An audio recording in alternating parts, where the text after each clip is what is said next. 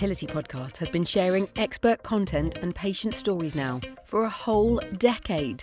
If this is your first listen, welcome. My name is Natalie Silverman and I launched the podcast once pregnant after ICSI treatment as I wanted to use my broadcasting background to lessen the taboo on this difficult topic.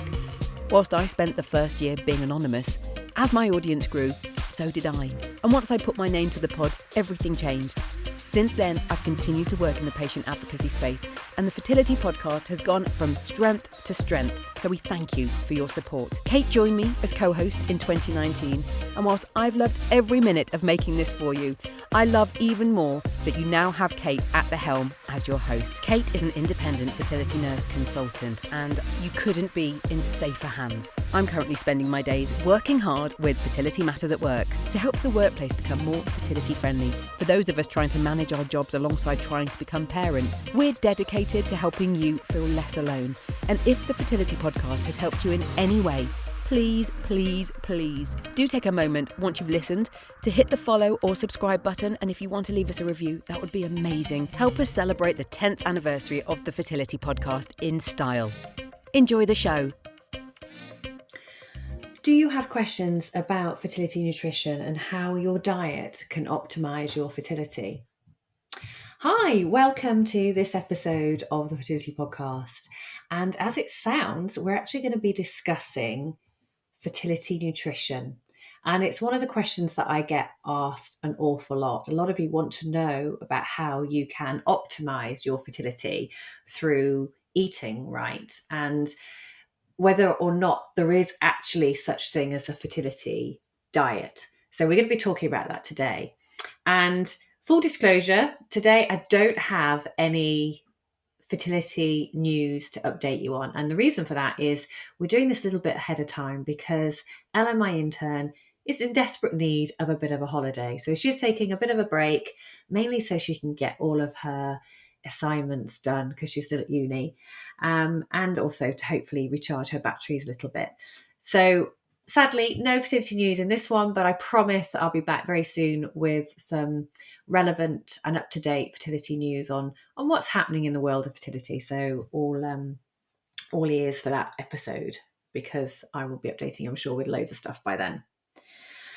So in this episode, I'm delighted to be joined by my friend and colleague, Ro Huntress. And Ro is a specialist fertility dietitian. And I've got to say, Ro is my go-to whenever I've got a query about nutrition for fertility. And I love talking to Ro because she really enjoys her academic papers. And as you'll know, if you've been listening to the podcast for quite a while, I'm very much into an academic paper and like to make sure that all the information advice that I give my patients and you is evidence-based and up to date. So that's why talking to Ro and picking Ro's brains is just fantastic for me. So I'm delighted that she's joined us because you can be absolutely sure that everything she's going to be telling us is going to be research-based. You don't have to head for Dr. Google. You're going to get all the information from Ro right now. So without further ado, let's bring Ro in. Hi, Ro. Welcome to the Fertility Podcast. Hi, Kate. It's really, really nice to see you again. It's great to be here. Well, it's lovely to have you. It's always lovely to chat to you, Ro. And I really love talking to you about anything to do with nutrition. And you are my go-to person if I'm like, I'm a bit stuck on this. So can you tell me about this and give me some guidance? And you've been really helpful in giving me lots of links to research papers as well in the past. So yes. Thank you. No so the whole idea of now is I want to throw some quick fire nutrition questions at you. These are the kind of questions that I might get asked quite a lot. There might be questions that I see on social media. So it's just to kind of answer them as quickly as you possibly can with as much information as you can. And we'll try and get through all the ones we got. Does that sound okay to you? It sounds good. The challenge is going to be trying to keep it short, but I shall do my very best. Well, like I said, don't stop any information. So there's stuff that you want to tell us, then please do tell us. Okay, so my first question. Should you stop drinking alcohol when trying to conceive? Okay, so first of all, let's look at this from the female's perspective. So for women, the advice is to abstain from alcohol when trying to conceive. And The main reason why this advice is given is because of the implications that it could have on the unborn child. So, because basically we don't want any alcohol being consumed during pregnancy, and people can be pregnant without knowing it. So that's one thing. But in terms of like the effects of alcohol on fertility, it can just basically, if people do drink alcohol, it can reduce the probability of pregnancy, and it can also increase the amount of time that it takes to get there. But I think it should also be taken within the context of, if somebody's been trying to conceive for 4 years, does that mean that they shouldn't consume any alcohol for 4 years? So we need to take a bit of a practical approach to this and really consider it on a case by case basis, as is, what is best clinically and for health reasons, and what is also going to work with that person. So we can have that individualized discussion as well. In terms of men, the general kind of advice is that low to moderate alcohol intake doesn't seem to have too many negative implications on men. Heavy alcohol consumption is advised against. There is one paper that says that men who consumed over 9 units of alcohol per week had lower sperm concentrations, but this was only seen in secondary infertility and not primary. So again, it's kind of like, it's a loose-ish link, but I think, we just want to follow healthy guidelines here, sticking within recommendations. But if men wanted to have a little bit of alcohol here or there, it's unlikely to do too much damage.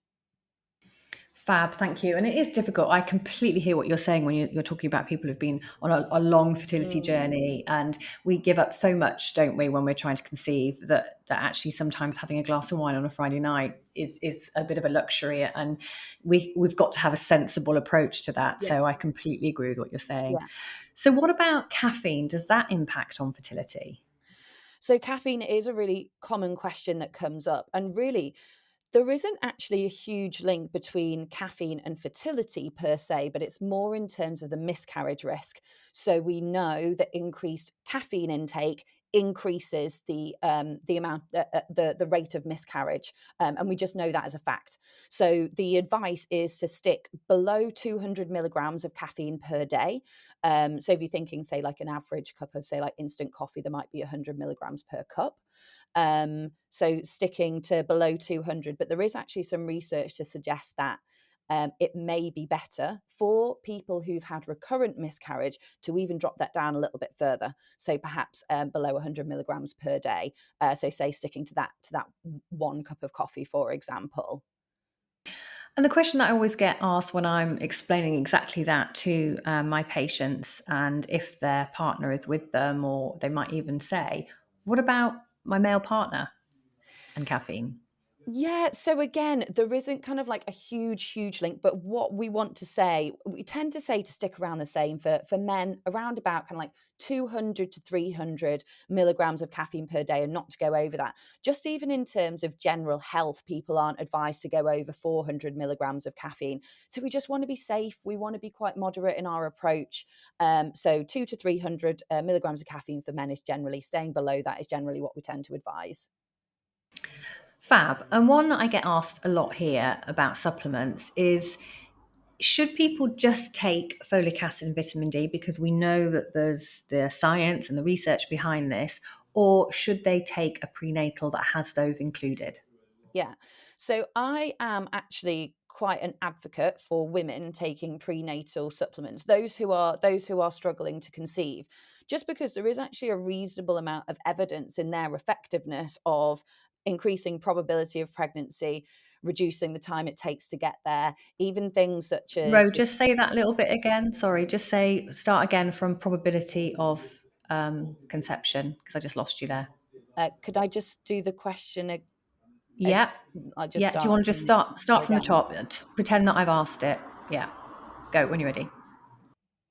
So I actually am quite an advocate of prenatal supplements for women. And that's because there is actually a reasonable amount of evidence to show that taking a prenatal supplement for women can enhance outcomes in terms of increasing probability of pregnancy, reducing the time it takes to get there. And even it can do things such as there's been associations with improved AMH levels, for example. So I think there's lots of potential benefits that it can bring, and there aren't really. So yes, there's a cost implication, but at least they're not too expensive, but I think it can be a reasonable thing to include in somebody's regime if someone's trying to conceive, and particularly if people are struggling, because also, you know, prenatals are designed with fertility important nutrients in mind. So they'll have, you know, the folic acid and the vitamin D, as you say, but there's all, you know, other nutrients such as vitamin B12, and, you know, low levels of vitamin B12 are associated with infertility.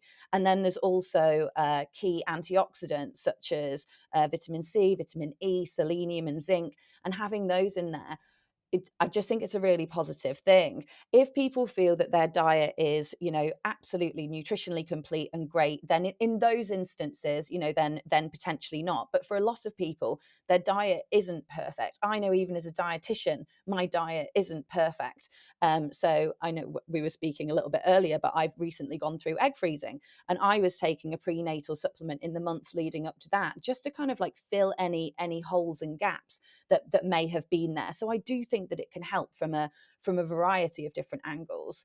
And just in terms of men, I think that I don't routinely offer or recommend necessarily a prenatal to men. I think we're waiting for kind of like more evidence. But if there's holes in people's diets, if the diets are kind of like nutritionally incomplete, then I think that's when a prenatal for men can be quite useful. But for men, often the supplements that may be recommended to them can be quite tailored as per the particular, say, sperm parameter that they are looking to optimize.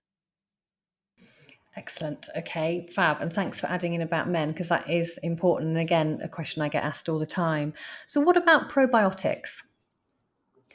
Yeah, so probiotics is a very interesting topic, and I think it's, you know, it's just gaining such attention across the whole spectrum of health in general.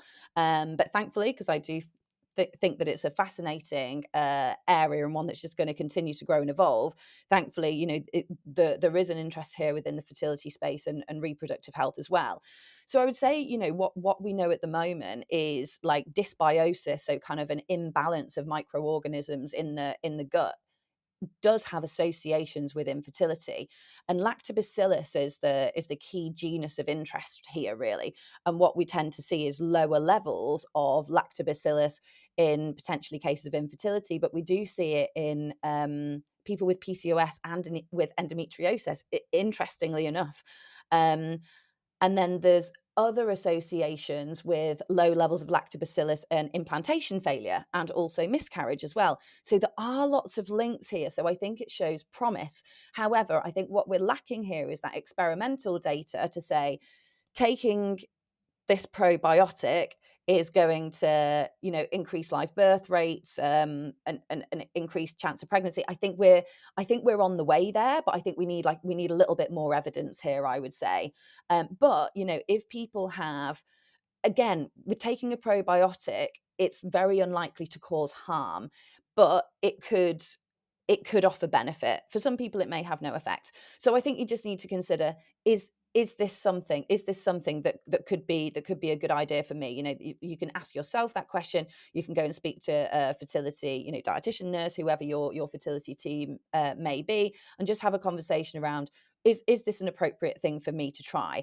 And if you have, you know, like certain symptoms, for example, like gut related symptoms, you know, it may be something that you want to try.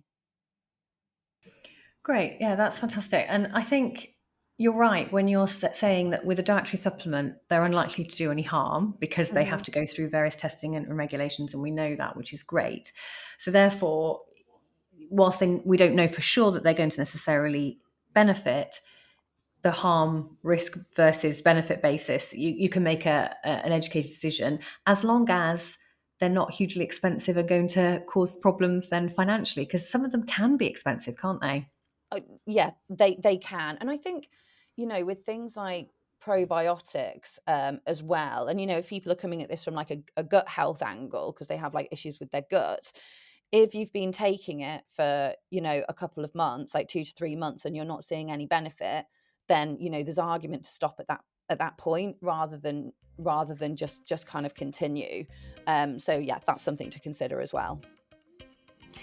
We are delighted that this episode of the Fertility Podcast is sponsored by our friends at One Day Tests. Whether you're thinking about starting a family or are already trying to conceive, getting a blood test can be a really powerful tool to support you on your fertility journey. And let's face it, we all know that it's a journey that could be fraught with challenges and uncertainty. However, doing a blood test is really straightforward and everything you need is in the box. I've just done one. And it's so simple. You press the lancet firmly down on your fingertip and gently massage your finger to allow the drops of blood to collect in the collection tube. Then you pop it back in the post. It's so simple. And getting a blood test done with One Day Tests can really help shed a light on things that can affect your fertility, such as your egg reserve levels, hormone imbalances, and other possible issues, for example, PCOS. More importantly, fertility blood tests can give you the insight to what you need and can empower you to take the most impactful next steps in your fertility journey. It will really help you take the guesswork out. One Day Tests offer a large range of fertility-related blood tests for both men and women at really affordable prices. It's super flexible and can customise your test and have it done at one of their 9 clinic locations. Or if you're far away, don't worry, you can do it in the comfort of your own home using their home testing kits. Results are returned quickly with an easy to understand description, which you can access online and download to share with your healthcare practitioner. So to find out more, visit onedaytests.com, and you as a podcast listener can get a 10% discount by entering the code TFP10. So thank you to One Day Tests. They're really giving you the power to manage your health and your fertility. Okay, next question, which I know is quite close to your heart given your recent fertility journey. Is it possible to increase ovarian reserve and therefore improve your AMH result through diet and lifestyle? Yeah, so I think an important distinction here is in terms of ovarian reserve, that's kind of, like the number of eggs that we have. And we know that we don't make new eggs. We always have this reserve and it will decrease deeply over time. And we know that the quantity of our eggs reduces, as does the quality as we age. So these are things that we can look at. Now, yeah, I mean, even before I went through my journey of egg freezing, I had an interest in this anyway. So, we've done a pretty thorough search of existing literature and nutrients or like lifestyle changes that can have an impact on AMH and AFC. So AMH, anti-Mullerian hormone. So that's the hormone that's kind of secreted by the follicles, and the follicles are the things that house the eggs. So generally, the higher the AMH, the more follicles that will be there. So when we talk about increasing ovarian reserve, it's not necessarily increasing this the bank of eggs that we have, but it's more actually enabling more of them to potentially flourish or like be in the game, if you like, which is really relevant when it comes to egg freezing, when it comes to IVF. But also I think, if you've got a good amount of follicles, I think it says something about your fertility. So I think even when people are trying to conceive naturally, to have a healthy kind of like outlook or just like a bit of a focus on AMH is a positive thing. So there are things that are associated with higher and better AMH levels, such as vitamin D. There's some kind of evidence around that. Also, like moderate physical activity levels. So trying not to have too much of a sedentary lifestyle, BMI as well. So trying to keep our body mass index between kind of like 19 at the lower end and maybe kind of like around 25 to 30, because we know that if people are carrying additional weight, then it can mean that AMH levels are a little bit lower. But there are other things as well in terms of say omega-3, for example, that's been positively associated with ovarian reserve. Folate, because we know that it's an important nutrient anyway, and there has even been research around the inclusion of dairy and the possibility that that could potentially increase AMH levels. And the thing is with this, they're standalone studies here and there, so we need to see more and more. For me personally, I did actually put like a bit of an emphasis on increasing the amount of dairy in my diet when I went through my egg freezing process. So according to the evidence, and I know, and I'm not taking, my example as gospel, but I saw a significant increase in my AMH through kind of like the supplements and a couple of like the dietary changes that I made. And it's really difficult in a personal situation to claim cause and effect. I can't do that. It could have been all sorts of manner of things. But anyway, it was a positive thing for me to do. And I think it's, when you're going through egg freezing, or when you're going through IVF, or when you're trying to conceive naturally, it's actually really good to have a positive focus. And for me, actually, to have a positive focus on things like, supplements and dietary things that I was kind of like ticking off in my mind, it was a positive focus to have. Yeah, absolutely. And again, a bit like taking supplements, by being really careful with your diet, having and enjoying a nutritious diet, you're not doing yourself any harm. You can only do yourself benefit, and that can be in a multitude of ways, can't absolutely. it? So, and even kind of like with alcohol reduction and things like that, there are benefits that you can reap from it. And going through any type of fertility journey can be stressful, and sometimes, actually, as much as you might want a glass of wine on an evening, actually, being alcohol free for a period of time can actually have like, wonderful effects on somebody's, physical, emotional health. So yeah, there's definitely positives that can come from these lifestyle changes to you personally. And now, kind of focusing more on men and nutrition, can diet help improve sperm DNA fragmentation? Yes, I'm really glad that you asked that, because I think it's a topic that actually it needs more airtime. And because obviously, when normally a semen analysis is done, it's the the count, the concentration, morphology, motility, etc. And then DNA fragmentation, it can be one that's maybe left like unidentified or unmonitored, and it can be a root cause of infertility, miscarriage, failed IVF rounds. So I am actually, I'm glad that the conversation around that is growing. And before going into the diet thing, I think, one of the issues around it has been accessibility and the cost of it. But from having a few conversations here and there, I am learning that hopefully there may be some more cost-effective ways in which to get this that may be coming to market soon. So I really, really hope that, because I think, because, as well, sorry to go on a tangent here, but, with women, I think we can sometimes assume all of the responsibility, but and sometimes, the answer 100%. could literally be because somebody has like high levels of DNA sperm fragmentation. So then to get to the answer, yes, and really, so one of the causes of DNA fragmentation is, and that's kind of like damage to the genetic material within the sperm, is oxidative stress. So this is where antioxidants come in, and antioxidants you can get from the diet, so it can kind of counteract, if you like, that oxidative stress. So obviously, from a dietary perspective, we want to be thinking about plenty of fruits and vegetables, so that that colourful array of fruits and vegetables, nuts, seeds, healthy fats, herbs, spices, all these kind of things. So to get plenty of antioxidants in the diet, and we just want that as a foundation. But in terms of supplements, there's pretty good evidence around the use of, and in particular, antioxidant supplements to really, really improve DNA fragmentation levels. So I'll shout out a couple in particular. So vitamin C and vitamin E, I've got some really good evidence behind them, but there's other supplements as well, such as like coenzyme Q10 as well, that can potentially help. So yes, and I think that supplements here, it's another important role for where supplements could help, I would say. Hello, it's Natalie, the original host of the Fertility Podcast, here to thank Bud Nutrition for once again sponsoring this episode of the Fertility Podcast. Now, Bud's vegan vitamin D3 delivers a high-strength daily dose of 2,000 IU D3 in a single, easy to swallow microcapsule. Bud's D3 is extracted from sustainably harvested lichen, the only plant source of D3 and suitable for vegetarians and vegans.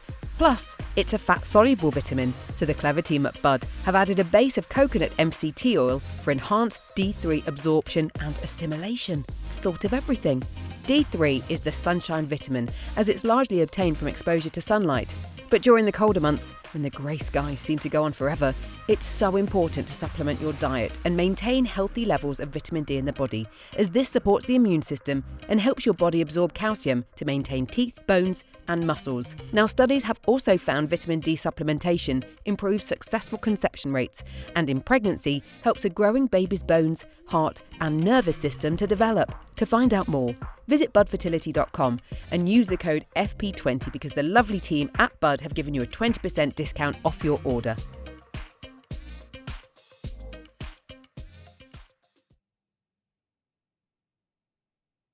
Brilliant, thank you. And yes, I pick up on there on what you said about women. We often, there's that association, the blame that actually the fertility issue lies with us.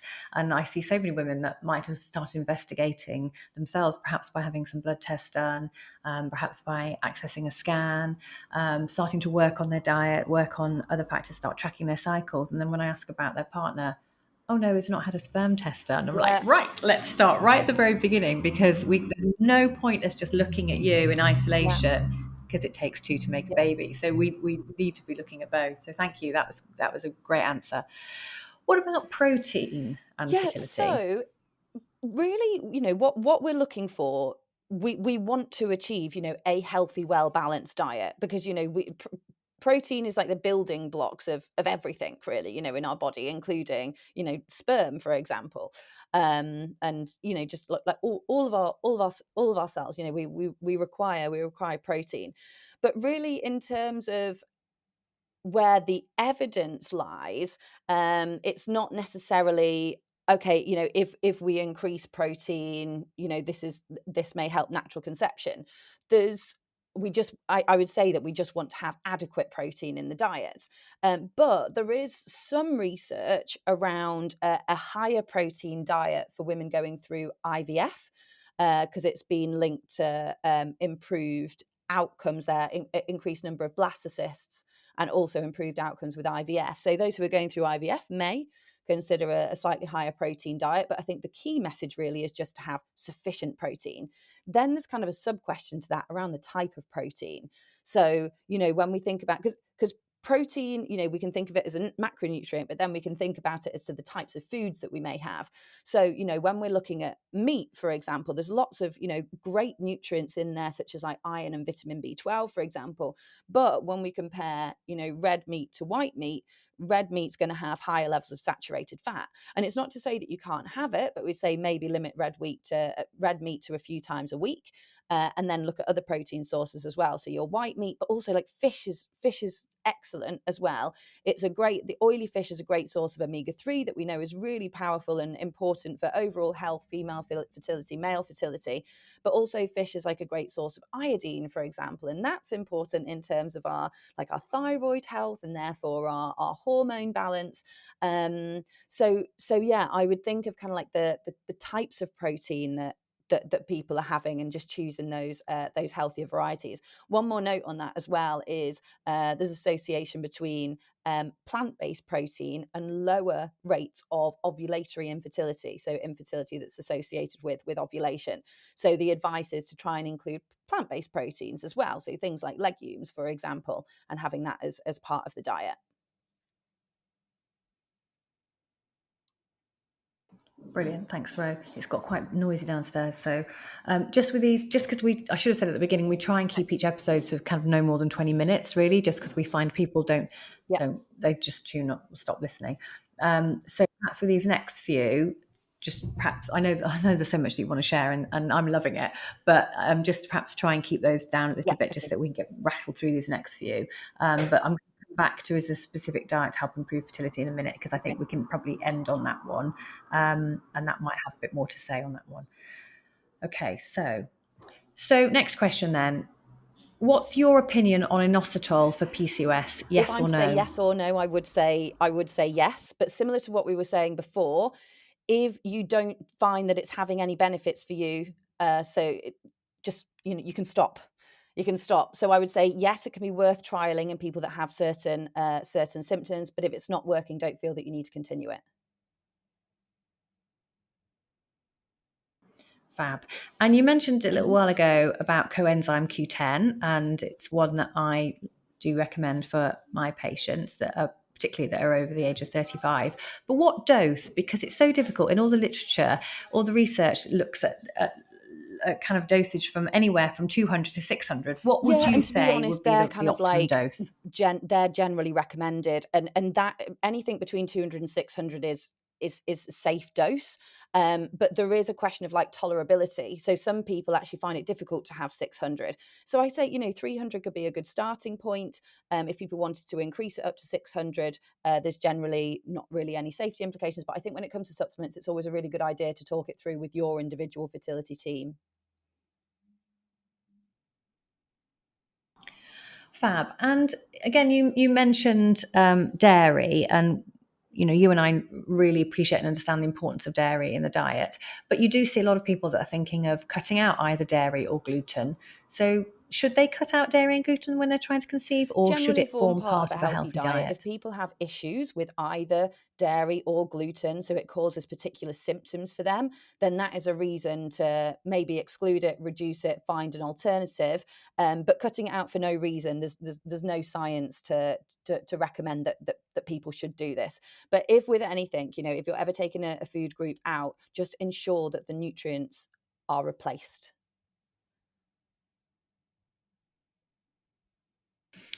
Lovely. And this one makes me laugh every time I see it on Instagram.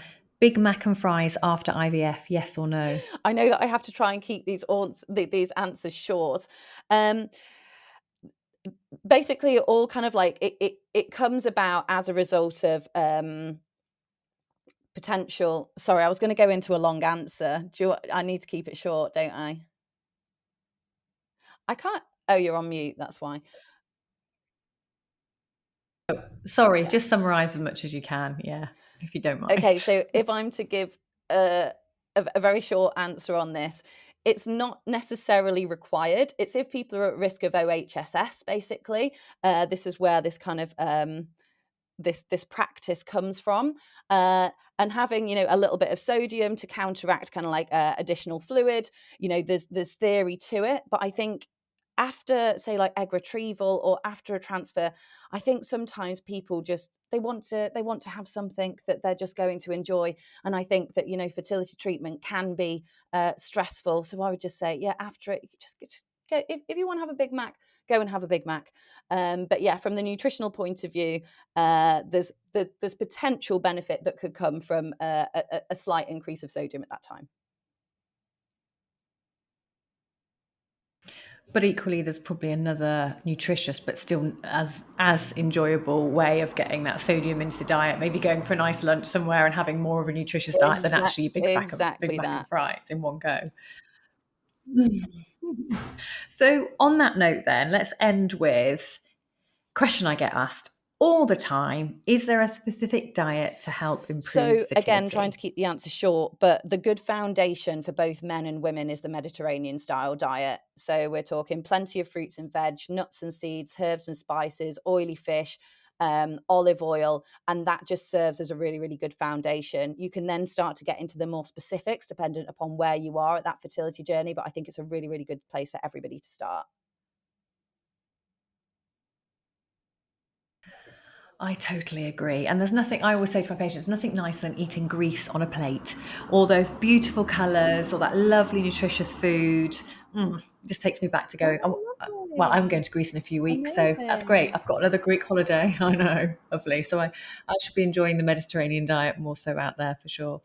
Ro, thank you so much. That has been so useful. You've answered so many questions there. I know you and I could chat for hours really about this topic. I was trying to cut my answers down by the end. I realised I went over slightly. But yeah, hopefully it was so useful for everyone. I know. Yeah. I think it's been really well worth going over. So thank you so much. Lastly, So then, you can where can find me people on find you? Instagram. I'm at fertility.dietician.uk. If you are interested in the nutrition side of fertility and lifestyle as well, I do have a book out as well, which is called Deliciously Healthy Fertility. So you can get that in bookstores, but also Amazon's probably pretty easy. And I highly recommend it because it's very good. So go and find it. We'll put all the links on the show notes. So if you want to refer back, then take a look and you can find out exactly where to find Ro and where to find her fantastic Thanks book. so much. So thank you, Ro. Well, I hope you found my chat with Ro useful for you today. I know that I get asked so many questions about nutrition and supplements. So that's why I thought pulling it all together and asking Ro all the questions would be so useful. And the reason why Ro is my go-to if I've got any questions is that she's so knowledgeable on the topic.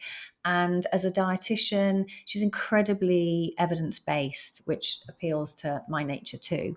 So I'm always really, really confident that the information she's giving me is going to be useful to you. So I do hope that you found that useful. If you've got any questions or anything that perhaps we didn't talk about, we didn't have very much time, so we couldn't talk about everything, but if there are other things you'd like us to talk about nutrition, or you want me to put some questions to Ro, then feel free to get in touch. You can either email me at kate@yourfertilityjourney.com, or you can send me a message on Instagram at yourfertilitynurse. So that's it for this week. It was a bit longer episode than normal, but that's because there was so much great information. So I hope it was useful, and we're back in 2 weeks with another great episode. Bye for now. Thank you for listening to this episode of the Fertility Podcast, which is brought to you by Nat Chat Productions. The music is composed by Parla. It's hosted by Kate Davis, and the episodes are put together by Ella Woodhouse and exec produced by me, Natalie Silverman. Before you click onto your next podcast, we'd love it if you could either click on the star ratings or write a quick review, as it's a brilliant way for others to know what you think. And even just hitting follow or subscribe really helps other people know it's worth a listen. Finally, just to say, you can follow the podcast on Insta at FertilityPoddy. Kate is at Your Fertility Nurse. And if you'd like to book in a consultation with Kate to understand more about your fertility and reproductive health, just visit yourfertilityjourney.com.